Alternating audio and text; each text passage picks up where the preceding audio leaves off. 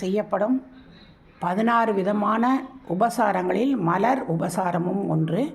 அதிலும் செவ்வரளி மலர் முருகன், துர்க்கை, பைரவர், வாராகி போன்ற தெய்வங்களுக்கு உரிய மலர். இந்த மலர் எதிரிகளை அழிக்கும், எதிரிகளை கோழையாக்கும் வல்லமை உடையது என்று மலர் மகத்துவம் சொல்கிறது. இன்றைக்கி செவ்வாய்க்கிழமை பட்டீஸ்வரத்தில் இருக்க சாந்தி துர்க்கையை பக்தி செய்யலாம். சிவன் கோவிலாக இருந்தாலும் இங்கு துர்க்கை தான் முக்கியம் பெறுகிறாள். அவள் வடக்கு பகுதியிலே தனி கோவில் கொண்டிருக்கிறாள். அவளை சுற்றி பிரதர்ஷனம் வரலாம், அங்க பிரதர்ஷனம் செய்யலாம். அவள் நன்றாக 6 அடி உயரத்தில் மகிடன் தலைமேல் நிற்பாள். 8 கரங்களுடன் சாந்தி துர்க்கையாக இருப்பாள். அவள் இங்கே தவம் இயற்ற வந்தபோது வானலோக பசுவான காமதேனுவும் அதனுடைய கன்றான பட்டியும் வந்து இருந்ததால் இந்த ஊருக்கு பட்டீஸ்வரம்னு பேர்.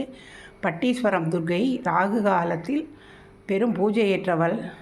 அவளை ராகு காலத்தில் வழிபடுவது, துர்க்கை அம்மனையே ராகு காலத்தில் வழிபடுவது மிகுந்த சிறப்பு. சிவபெருமானே இங்கே நீ இருந்து மக்களின் துயரை அகற்ற வேண்டும்னு சொன்னார். துர்க்கை என்றால் கோட்டை, அகழி என்று பொருள். எப்படி கோட்டை ஒரு ஊரை காப்பாற்றுகிறதோ அதுபோல துர்க்கை நம்மை காப்பாள் என்பது நம்பிக்கை. ராகு தேவனின் பெரும் பூஜை ஏற்றவள். ராகு நேரத்தில் என்னை தேடி வருபவள். ராகு காலத்தில் என் தாயை வேண்டினேன். ராகு துர்க்கையே என்னை காக்கும் துர்க்கையே.